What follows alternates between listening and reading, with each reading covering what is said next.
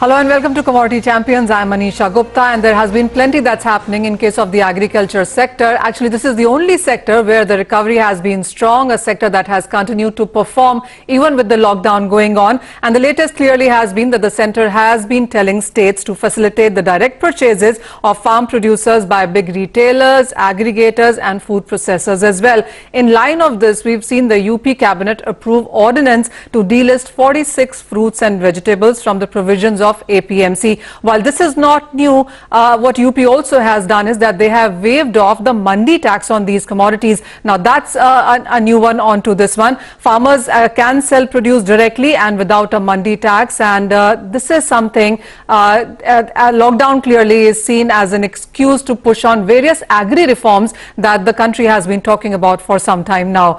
Joining me to take this discussion forward are Siraj Chaudhry, who's MD and CEO at NCML, and Mr. Siraj Hussain, who's Senior Visiting Fellow at ICRIER.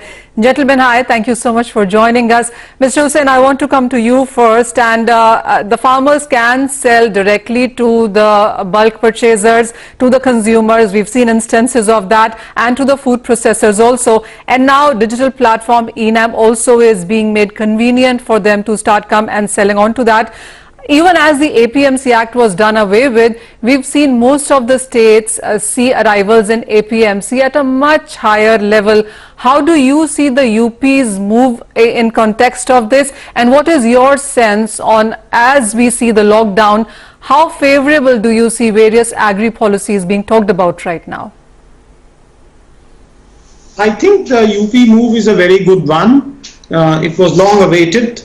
But we must remember that it has already been done in many states, including Bombay, for example, where fruits and vegetables have been delisted. In Delhi also fruits and vegetables have been delisted for several years. But we have not seen any alternative channel developing, because for that we need very good infrastructure for any alternative channel, and that is not there. Therefore, we find that even though fruits and vegetables are delisted in Bombay and Delhi, most of the trading still takes place in the APMC markets there. So it's a good beginning, but I must say that it would be unrealistic to expect that this will bring much cheer to the farmers due to various other reasons.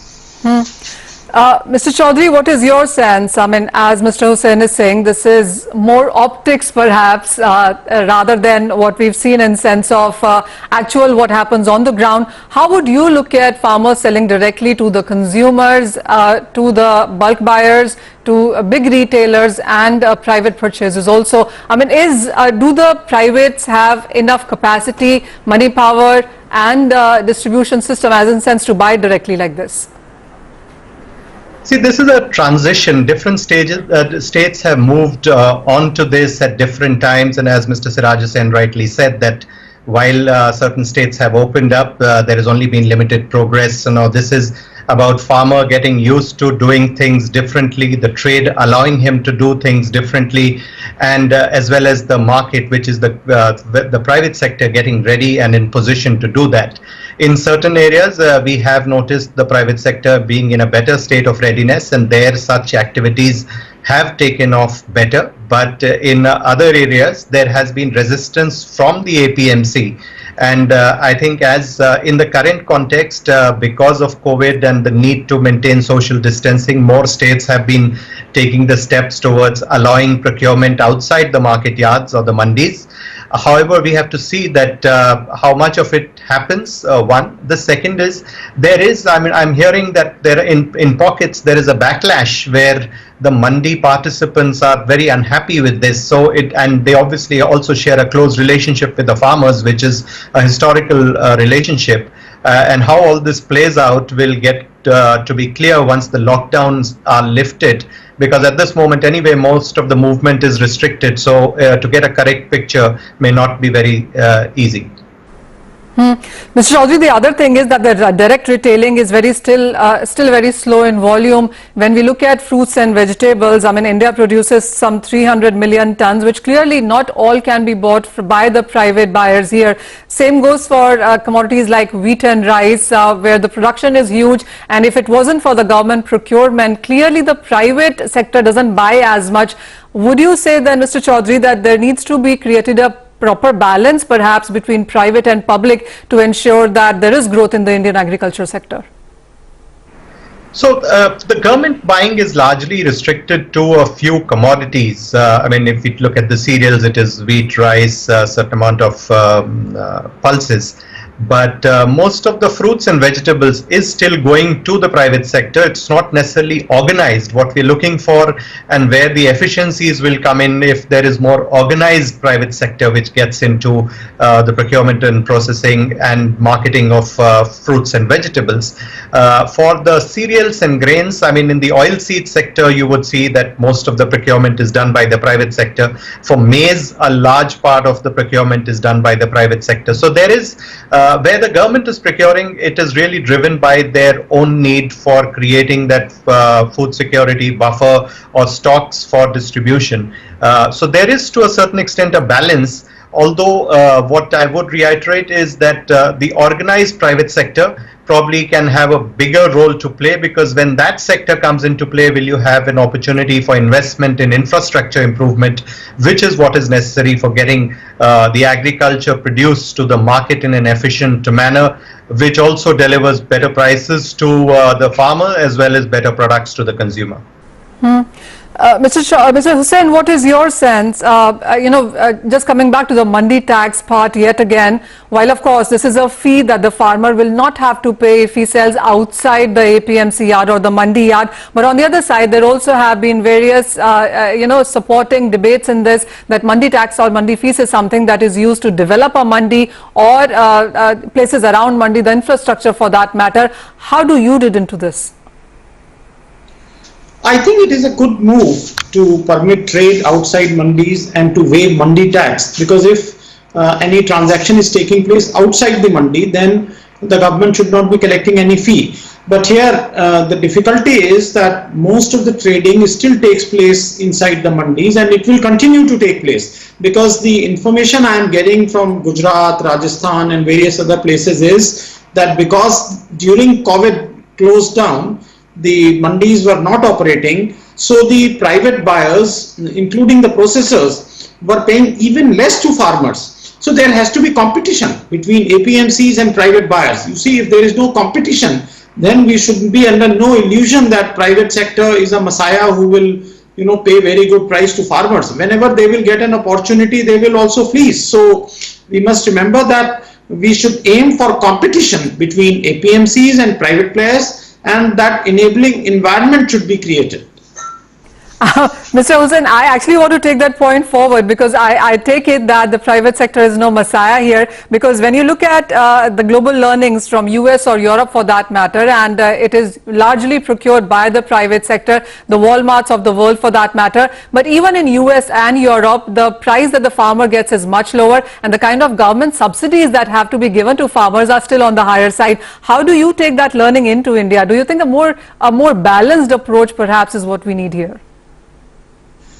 As I said, we should create an enabling environment in which, if private sector wants to invest in infrastructure at the back end through FPOs or directly, then it should have an opportunity of reaching the farmers organizations, farmers group directly. Right now that is discouraged because of various regulations. It is just not possible for private sector to reach to the farmers. But then we should remember that even if that is allowed, we will need aggregator at the village level.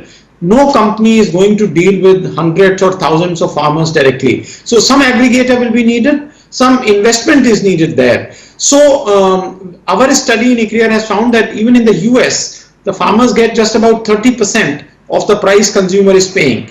It is the same situation here, but the number of intermediaries is much larger. In case of milk, as we know, farmers get some 70% of the consumer rupee. So things can improve. They have improved in case of grapes, for example, and there are several other examples also. But We need more investment, we need enabling environment. And lastly, it was announced that the warehouses will be declared as sub-market yards. I have not seen notifications. In many cases, we have seen that decisions are announced, cabinet, takes a decision, but then notifications are not issued. Well, yes, some of the cabinet decisions haven't seen notifications coming in, but I want to take a leaf out of what you said, Mr. Hussain, and Mr. Chaudhry, this one is to you. Well, yes, the private buyers cannot reach out to too many farmers. There has been this conversation and support in sense of farmer producer organizations. What is your sense on those, and how enabled are they when it comes to representing all of these farmers?